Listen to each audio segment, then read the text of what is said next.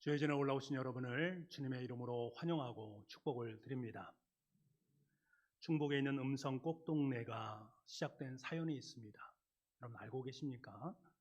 거린 한 명이 신부님 숙소에 찾아와서 신부님에게 손을 내밉니다. 그래서 신부님은 그날 하루 그가 먹을 수 있는 한 끼분의 돈을 그에게 줍니다. 얼마 후에 그가 다시 찾아오고 계속해서 그가 찾아왔습니다. 그 사람의 신분에 대해서 좀 궁금증이 생겨서 신부님은 아마 그분의 행보를 궁금하게 여겨서 그를 추적을 하신 것 같습니다. 거리는 계속해서 다른 곳 9곳을 다니면서 식사비를 걷는 것을 보았습니다. 그리고 그가 간 거처를 보니까 그 거처 자체가 너무나 형편없는 환경이었습니다. 그리고 그 속에서 9명이나 사람들이 누워서 그를 기다리고 있었습니다. 얼마나 기막힌 현장입니까? 그가 다시 신부님에게 와서 구걸을 했을 때에 신부님은 그에게 물었습니다. 당신은 자신의 몸도 성취하는데 어떻게 9명의 사람을 먹이고 있습니까? 라고 물었습니다. 그때 거린이 신부님에게 대답을 하는데 그 대답이 신부님에게는 대단히 큰 충격으로 다가왔습니다. 신부님, 저는 걸어 다닐 수도 있습니다. 걸어 다닐 수 있는 제가 누워있는 사람들을 책임지지 않으면 어떻게 하겠습니까? 이 사람들 제가 책임지지 않으면 아무것도 할 수 없는 사람들입니다. 이 한마디가 신부님의 가슴을 찔렀습니다. 내가 그동안 얼마나 이웃을 위해서 책임 있게 그들에게 하나님의 사랑을 나누었던가 하는 그러한 생각이 마음속에 들어왔습니다. 그것이 영적인 울림이 되었고 그 이후에 이 신부님을 통해서 음성의 꽃동네가 기적을 일구는 일로 나아가게 되었습니다. 예수님께서 어느 날 벳세다의 빈 들판에 계실 때에 많은 사람들이 예수님께 말씀을 듣기 위해서 올라왔습니다. 이제 날이 저물어서 저녁때가 되자 제자들은 걱정이 되었습니다. 이 많은 사람들에게 어떻게 저녁을 대접한단 말인가 하는 걱정이 들어서 예수님께 물었습니다. 여기 빈들이고 날도 이제 저물었습니다. 이 사람들을 보내서 각자 먹을 것을 사 먹게 하고 그러기 위해서 근방에 있는 농가나 마을로 보내는 것이 좋지 않겠습니까? 여러분 얼마나 합리적인 제안입니까? 사실 예수님과 제자들은 너무나 많은 사람이 찾아와서 그들은 식사도 제대로 만들지도 못하고 식사도 제대로 하지 못한 상황 속에 있습니다. 그래서 잠시 쉬기 위해서 배를 타고 호수 건너편에 한적한 곳으로 왔는데 사람들이 그곳까지 따라온 것입니다. 제자는 이제 그들을 돌려보내서 각자 식사를 하게 하고 자기들도 식사를 준비해서 식사를 즐겁게 했으면 좋겠다라는 마음을 가진 거였습니다. 그런데 예수님은 전혀 엉뚱한 답변을 하십니다. 너희가 그들에게 먹을 것을 주어라. 제자들은 공부가 끝나면 해산하는 것이 너무나 당연한데 그들에게 식사를 대접하는 것은 우리의 몫이 아닌데 라고 생각했는데 예수님은 공부가 따로 있고 식사가 따로 있는 것이 아니다. 공부도 그들에게 가르쳐줘야 되고 하나님 나라에 대해서도 알려줘야 되고 그들에게 먹을 거리도 제공해 줘야 된다 라고 말씀을 하셨습니다. 제자는 너무나 당혹스럽습니다. 그래서 그러면 우리가 가서 떡 200데나리온어치를 사다가 그들을 먹이란 말입니까? 라고 반문을 합니다. 200데나리온, 한 데나리온은 노동자 하루의 품삯을 의미합니다. 200명의 품삯, 적지 않은 돈입니다. 설상 그 돈을 가지고 있다 할지라도 그 귀한 자금을 무리들의 밥값으로 지불한다라는 것은 그것은 가당치가 않은 것이다 라고 여겼던 것입니다. 그래서 제자들은 예수님께 따지는 듯한 뉘앙스로 이렇게 말을 했던 것이지요. 이들의 태도가 얼마나 불손해 보였던지 마태복음과 누가복음에서는 같은 병행 본문에서 이 구절을 삭제를 했습니다. 여러분 제자들의 이러한 모습 현대인의 모습과 사뭇 참 같다라는 느낌을 받습니다. 이런 사람들은 무슨 일을 하든지 일단은 돈, 예산이 있어야 한다고 여깁니다. 무슨 일을 할 때마다 돈돈하면서 전전긍긍을 합니다. 그리고 그만한 예산이 우리에게 없으면 그 일을 할 수 없습니다라는 결론을 맺게 됩니다. 하지만 예수님은 그것에 대한 예산을 말씀하시는 것이 아닙니다. 그것에 대한 가치를 말씀하고 계십니다. 그 일이 하나님 나라 사역에 꼭 필요한 것이라면 지금 예산이 중요한 것이 아니라 너희들이 지니고 있는 그것으로부터 그 일을 시작해야 된다라는 것을 일깨워 주고 있습니다. 그래서 제자들에게 가서 그들에게 떡 몇 개가 있는지를 찾아보도록 하여라 라고 말씀을 하신 것입니다. 그랬더니 무리들이 가지고 있는 것이라고는 고작 떡 5개와 물고기 2마리가 전부였습니다. 이것을 가지고 남자 장정만 5,000명을 먹인다 어불성설이지요. 하지만 주님은 그것으로 그곳에 있는 무리들에게 마음껏 떡과 물고기를 먹을 수 있도록 만들어 주셨습니다. 그곳 빈들 광야 항복판에 하늘 천국의 잔치가 벌어진 것이지요. 사람들은 흔히 이 기적 이야기를 하면서 어떻게 떡 5개와 물고기 2마리를 가지고 5,000명이나 되는 사람을 먹일 수 있는가? 어떻게 그 떡과 물고기에 변화가 있길래 그러한 기적의 역사가 일어났는가에 관심을 갖습니다. 전통적 입장에서는 이분이 하나님의 아들이시기 때문에 신성을 가진 분이기 때문에 기적을 일으키지 않았느냐? 성경을 읽어보아라. 그의 기적이 전부 많이 등장하지 않느냐? 그렇게 기적을 베푸신 것이다. 에 초점을 맞춥니다. 그리고 다른 합리적인 해석을 말하는 분들은 자기가 가지고 있는 자기가 사실은 사람들이 도시락을 다 가져왔는데 그것을 선뜻 내놓기가 어려웠었는데 어떤 한 사람이 자기 도시락을 내놓자 그곳에 있는 사람들이 함께 도시락을 내놓아서 그것을 먹고 남은 광주리가 12광주리가 되었다라는 합리적인 상상을 하시는 분도 계십니다. 하지만 이런 상상들은 본래 기적 이야기의 초점에서 벗어난 것들입니다. 오늘 본문을 통해서 말하고자 하는 요지는 기적에 대한 이야기를 말씀하는 것이 아닙니다. 이상하리만치 성경은 어떻게 해서 떡이 불어나게 되었는가 하는 것에 대해서는 침묵을 하고 있습니다. 만약 기적에 기초하고 있었다면 그것을 소상하게 상상하게 하나하나를 다 기술해야 되지 않겠습니까? 하지만 성경은 일체 그것에 대해서 언급을 하고 있지 않습니다. 예수님은 제자들에게 명하여서 무리들을 50명씩 그리고 100명씩 푸른 잔디밭에 앉게 만들어 주십니다. 여러분, 예수님은 34절 말씀에 보면 무리들을 마치 목자 없는 양같이 불쌍히 여겼다라는 말씀이 등장합니다. 목자 없는 양이라는 것은 무엇입니까? 원래 양은 이리의 공격을 받게 되면 양에게 잡혀가게 되어집니다. 절대로 보호를 받을 수 없다라는 것입니다. 그래서 목자 없는 양은 보호를 받을 수 없는 양을 의미합니다. 이와 마찬가지로 지금 예수님과 함께 말씀을 듣고 함께한 무리들은 목자 없는 양같이 보호를 받지 못한 상태 속에 놓여 있다라는 것입니다.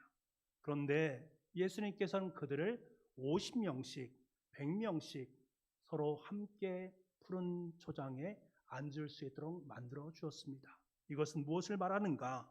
목자의 보호 아래에 놓여 있는 양들을 의미하는 것입니다. 질이 멸렬하게 흩어질 수밖에 없는 이들을 이제는 더불어서 밥을 함께 먹는 밥상 공동체의 일원으로 초대를 하고 계신 것입니다. 여러분, 푸른 풀밭이란 말은 쉴만한 물가와 함께 목자의 인도 아래 있는 양들의 안식처를 의미합니다.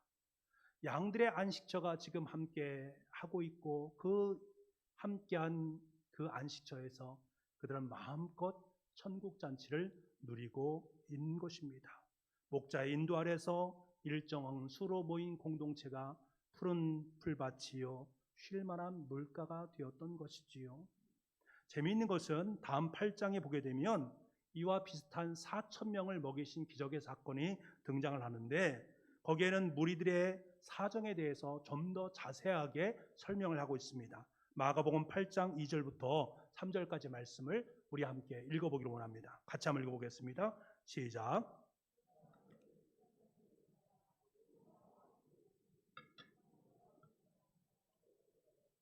만일 내가 그들을 굶겨 집으로 보내면 길에서 기진하리라. 그 중에는 멀리서 온 사람들도 있느니라. 이런 구절들이 우리는 당시에 이 무리들의 상황이 어떠했는가를 잘 알게 됩니다. 다시 말하면 이들은 흩어져서 식사를 살 수 있는 돈이 없는 사람들입니다. 다시 말하면 절대 빈곤의 삶을 살았던 사람들을 말씀하고 있는 거예요.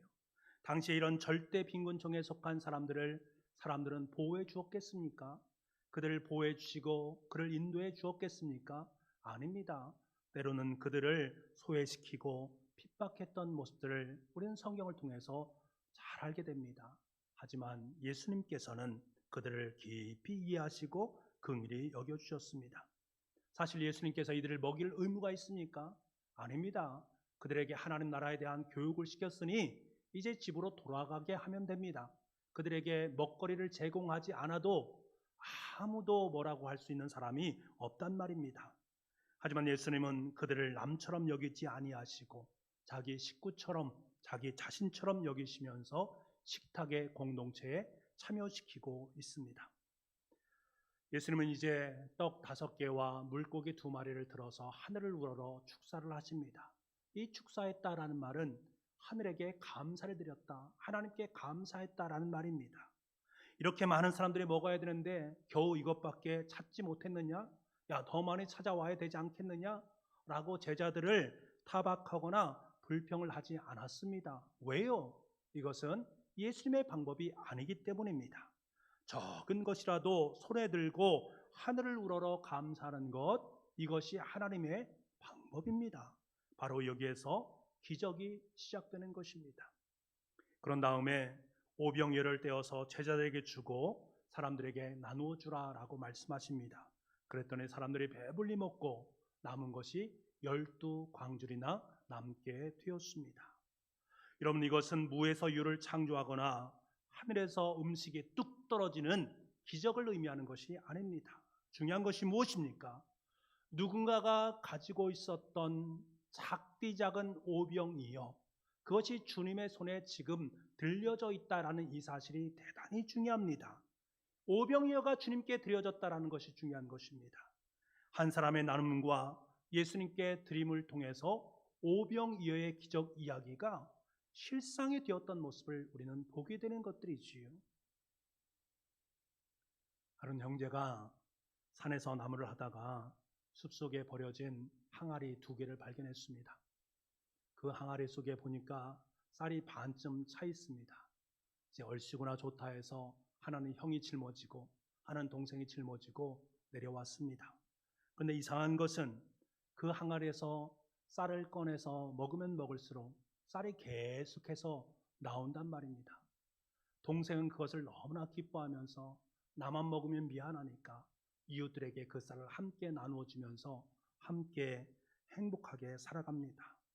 반면에 항아리를 집으로 가져간 형은 반밖에 차지 않는 그 항아리가 불만스러워서 이 항아리를 가득 채우면 더 많이 얻지 않겠는가 하는 마음으로 쌀을 가득 채우기 위해서 그곳에 쌀을 계속해서 부었습니다. 근데 쌀이 계속적으로 차지 않는 거예요. 꽉 들어차야 되는데 차지 않는 것입니다. 그래서 형은 화가 나서 그 항아리를 깨워버렸습니다. 여러분, 똑같은 항아리를 가지고도 동생은 자기가 필요한 것과 그리고 이웃들과 함께 나누는 사랑의 교제를 잘 나눌 수 있었습니다. 하지만 형은 더 가지는 욕심 때문에 자기가 가진 것마저도 잃어버리는 우를 범하게 되었던 것이지요. 그렇습니다. 동생의 항아리는 나눔을 통한 기적의 항아리가 되었습니다. 함께 나누려는 마음이 있었을 때에 그 쌀은 모자람이 없이 모든 사람들에게 아름답게 나누어질 수가 있었습니다. 예수님께 누가복음 6장 38절 말씀에 이렇게 말씀을 하십니다.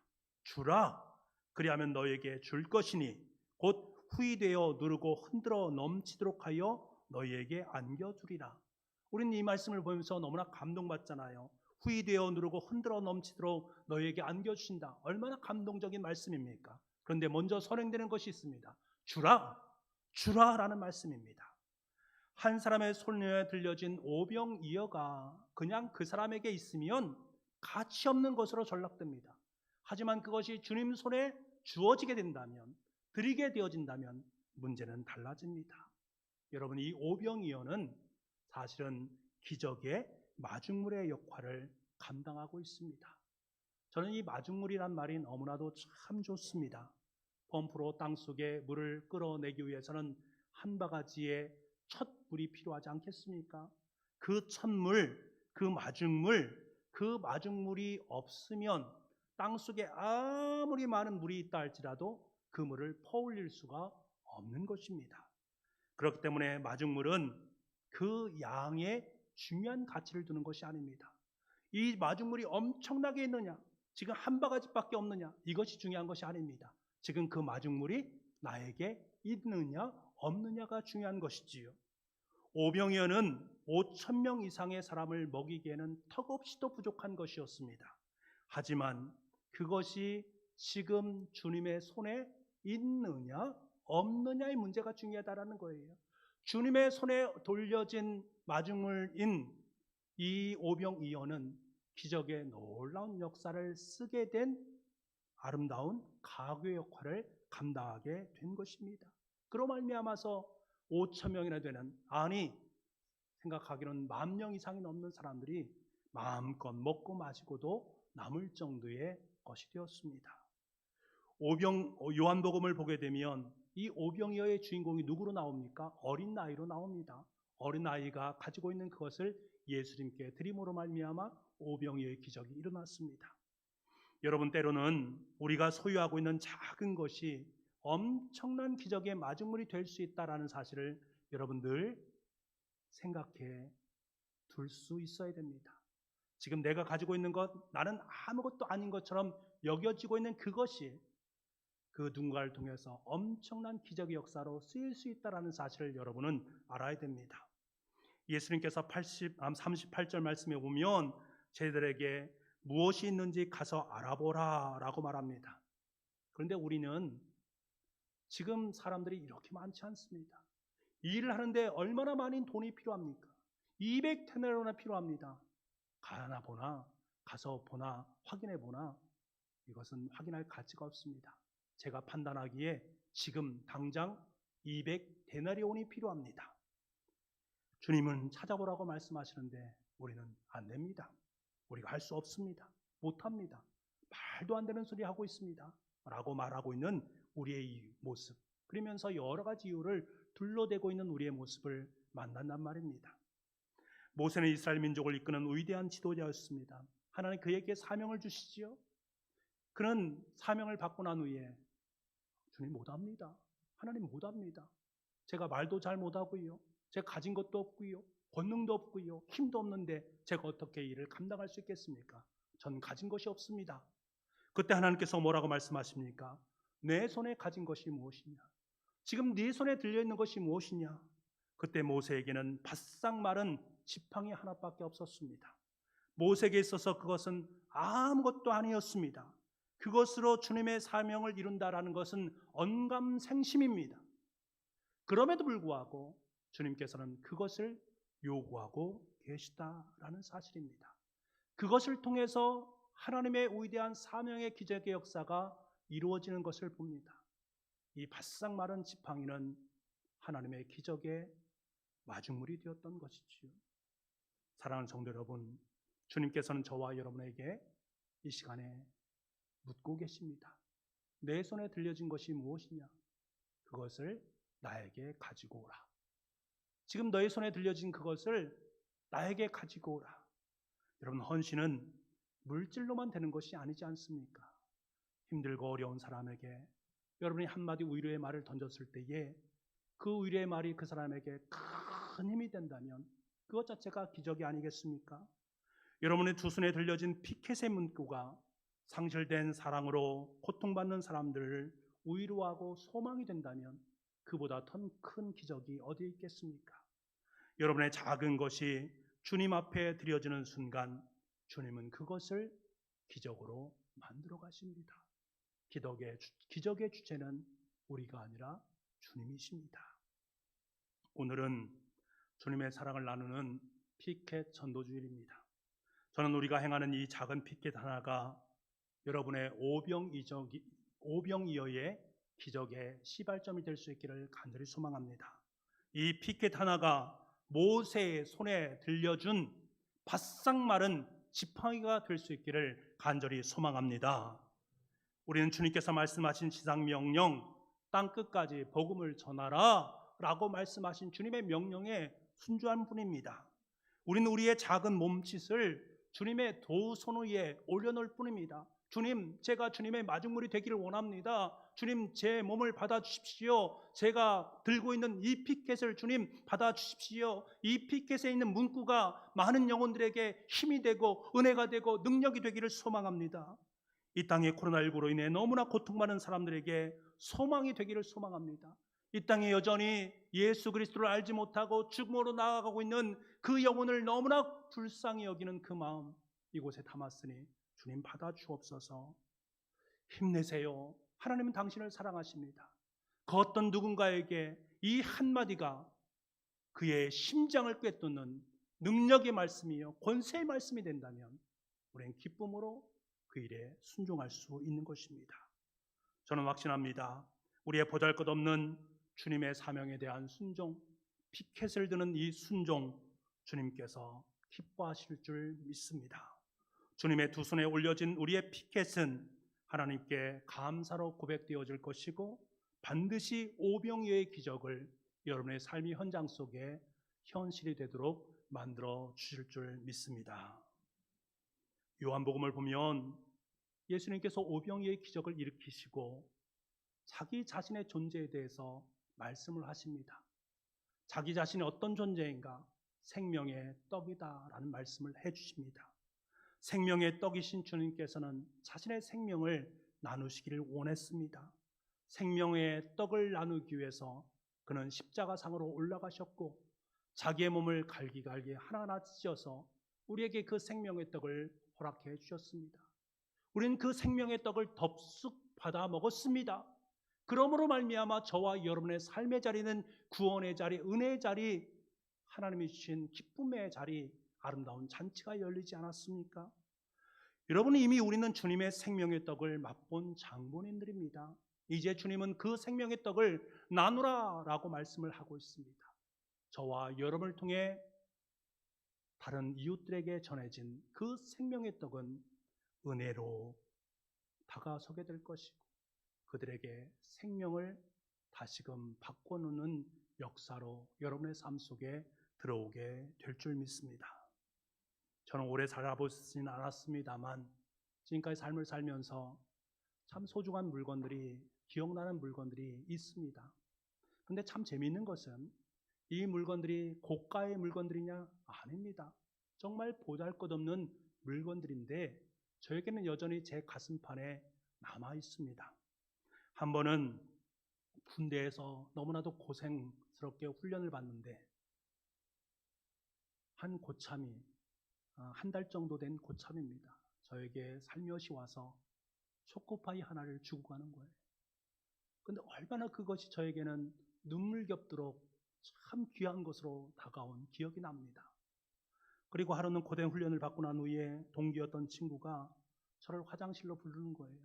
화장실 문을 꼭 닫고서 소보로빵 하나를 저에게 주는 겁니다. 그 화장실에서 소보로빵을 둘이 뜯어서 막 웃으면서 먹었던 기억이 납니다. 막 그럴 수는 없지만 하여튼 그것을 먹으면서 얼마나 행복했는가 하는 기억이 납니다. 전도사 시절은 참 어렵고 힘든 시절이었습니다. 시골에 가서 어르신을 신방하는데 어르신 시골에 뭐가 있겠습니까? 있는 게 없잖아요. 그러니까 고구마 하나, 우유 하나, 고구마는 참 여러 개 주셨습니다. 그걸 내놓는데 너무나 눈물이 나는 거예요. 고구마하고 우유하고 잘 궁합이 안 맞더라고요. 소화가 잘 안 되더라고요. 근데 저는 그것을 먹으면서 그분의 사랑이 들어오는 거예요. 지금도 그것이 너무나도 제 마음 깊이 아로새겨져 있습니다. 제가 전도사 시절에 돈이 없으니까 한 3일 정도를 굶은 적도 있었습니다. 금식을 하는 것들이지요. 그런데 그것을 친구가 알았던 것 같습니다. 제 사물함에 얼마의 돈을 넣어놓는 것을 보았습니다. 저에게 그것이 너무나 고마운 거예요. 이분들이 생각하면은 제 마음속에 큰 기쁨이요. 지금도 여전히 그분들을 위해서 제가 기도를 하고 있습니다. 여러분, 비록 작은 추억의 물건들이지만 저에게 있어서는 엄청난 기쁨의 잔치로 작동하고 있다라는 사실입니다. 지금까지 고맙고 감사하니 그들을 위해서 얼마나 열심히 기도했겠습니까? 여러분, 초코파이 하나, 소보로빵 하나, 고구마 우유 하나, 사물함에 들어있는 작은 돈, 이것을 가격으로 환산하면 얼마가 되겠습니까? 하지만 저에게는 행복을 만들어주는 기적의 시발점들이 되었던 것입니다. 이런 것들이 여러분이 아무리 어렵다 할지라도 여러분 손에 놓여 있지 않습니까? 그것이 여러분의 손에 그대로 놓여 있으면 그것으로 끝납니다. 하지만 그것이 정말로 필요한 사람들에게 나누어지게 되면 문제는 달라집니다. 그것은 기적의 역사가 되는 것입니다. 며칠 전에 제가 상당 산성에 올라갔습니다. 얼마나 꽃들이 예쁘게 피었는지요. 다른 곳은 벚꽃이 다 졌는데 그곳은 벚꽃이 참 흐드러지게 피어서 너무나 좋았습니다. 저는 벚꽃만 아니라 도처에 왈큰왈큰 피어있는 꽃들이 향기를 내뿜고 있는 모습 한껏 제 마음을 매료시켰습니다. 그때 제 마음속에 한 가지 생각이 언뜻 들었습니다. 다른 것들이 아니라 꿀벌에 대한 생각이 들었습니다. 그러면 생각했습니다. 이 벌은 정말 환상적인 사랑의 천사가 아닌가 하는 생각이 들었습니다. 여러분 생각해 보세요. 나무는 뿌리가 있습니다. 움직일 수가 없습니다. 이 뿌리가 땅에 있는 나무에게 다른 것에 사랑을 나누고 싶어도 마음껏 나눌 수가 없습니다. 그래서 꽃을 피우고 자신의 사랑의 가루를 누구에게 전하고 싶은 마음이 있습니다만 전할 수 없어요. 그래서 그들이 택한 것이 무엇인가 하면 꿀을 준비해 두는 것입니다. 그 꽃에서 꿀을 준비하는 거예요. 그러면 벌은 이 꿀을 실컷 빨아먹으면서 온몸에 사랑의 꽃가루를 묻히게 됩니다. 그리고 그 꽃가루를 가지고 이 꽃 저 꽃으로 다니면서 사방에 그 사랑의 가루를 나누게 되는 것들이지요. 그러면 그 나무에 사랑의 꽃이 피고 사랑의 열매가 맺는 것입니다. 여러분, 얼마나 황홀하고 얼마나 멋진 것입니까? 저는 소망했습니다. 자신의 꿀을 얻으면서 남들에게도 사랑의 꿀을 나눌 수 있는 그 사람, 나에게도 다른 사람에게도 정말로 아름다운 향기를 내뿜는 그 꽃, 사랑의 꽃가루를 나눌 수 있는 그 사람이 바로 그리스도인이 아닌가 하는 생각을 합니다. 우리는 이미 주님께서 주신 생명의 꿀을 맛보았습니다. 우리의 온몸에는 주님께서 주시는 생명의 꽃가루가 많이 묻어 있습니다. 이제 날아가면 됩니다. 이웃을 향해서, 그 꽃가루가 필요한 곳을 향해서 날아가면 됩니다. 그곳이 무엇인가? 사랑을 나누는 피켓전도, 이것이 바로 사랑의 꽃가루를 나누는 아름다운 시발점이 될 줄 믿습니다. 그 삶의 현장에 하나님께서 만들어 놓은 엄청난 사랑의 비밀, 엄청난 은혜의 비밀, 엄청난 기적의 역사를 여러분의 삶의 자리 속에서 마음껏 누리게 될 줄 믿습니다. 기도하겠습니다. 사랑의 아버지 하나님, 우리가 사랑의 천사가 되어 날아가는 모든 곳이 오병이어의 기적을 맛보는 현장이 되기를 소망합니다. 생명의 천국잔치가 열리는 기적의 현장이 되기를 간절히 소망합니다. 이 복되고 귀한 사역에 우리 모두 함께 기쁨과 감사로 감당할 수 있는 복된 우리 교우들의 삶이 될 수 있도록 주님 은혜 베풀어 주옵소서. 모든 말씀을 예수님의 이름으로 기도하옵나이다. 아멘.